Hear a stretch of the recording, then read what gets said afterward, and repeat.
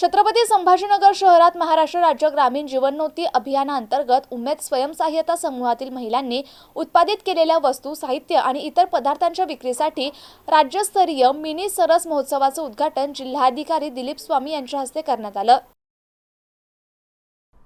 जिल्हा परिषदेच्या मैदानात दिनांक 16 ते 20 जानेवारी 2025 रोजी राज्यस्तरीय मिनी सरस महोत्सवाचे आयोजन जिल्हा परिषदेचे मुख्य कार्यकारी अधिकारी तथा प्रशासक विकास मीना यांच्या मार्गदर्शनाखाली करण्यात आले।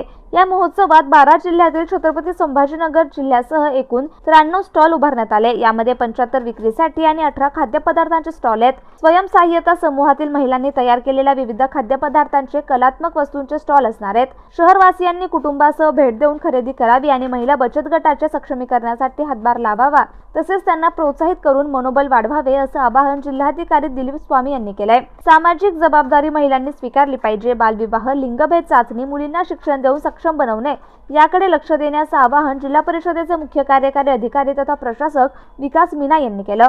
उद्घाटन कार्यक्रमाचे प्रास्ताविक जिल्हा ग्रामीण विकास यंत्रणाचे प्रकल्प संचालक अशोक सिरसे यांनी केलं।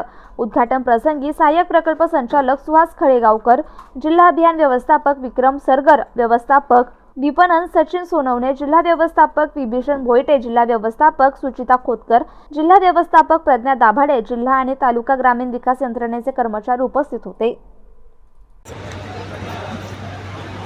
मिनी सरस या नावानं बचत गटाने उत्पादित केलेल्या उत्पादकाचं प्रदर्शनीचं या ठिकाणी शुभारंभ झालेला आहे।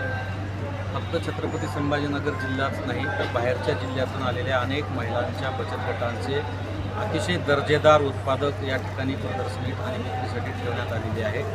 मी जिल्हा परिषदेचे उमेदचे मनापासून अभिनंदन करत असताना संपूर्ण जिल्हावासियांना विनम्र आवाहन करतो की आपण या प्रदर्शनीला अवश्य भेट द्या।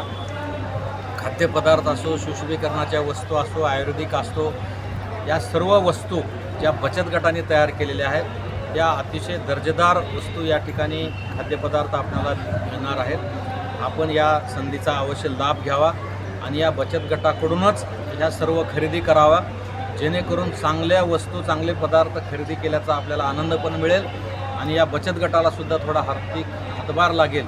या दृष्टिकोनातून समस्त शहरातील आणि जिल्हाभरातील सर्व नागरिकांनी, महिला बंधू भगिनींनी या बचत गट स्टॉलला, या प्रदर्शनीला भेट द्यावी आणि या ठिकाणी खरेदी करावी अशी मी आपणा सर्वांना विनंती करतो। धन्यवाद।